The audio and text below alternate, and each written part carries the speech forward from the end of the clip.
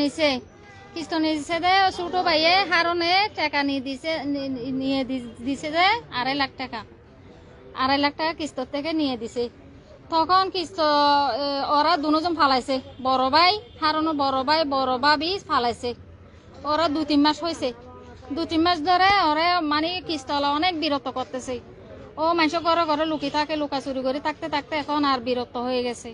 তখন ও এই সহ্য করে না পারে, তখন বাপর বাড়ি এই আমার খালার বাড়ি চলে গেছে। খালার বাড়ির থেকে আবার কালকে বাপর বাড়ি চলে গেছে। কিস্ত দিলে আসবো, না হলে আসবো না, ওরকম করে চলে গেছে। চলে যাওয়ার পরে এই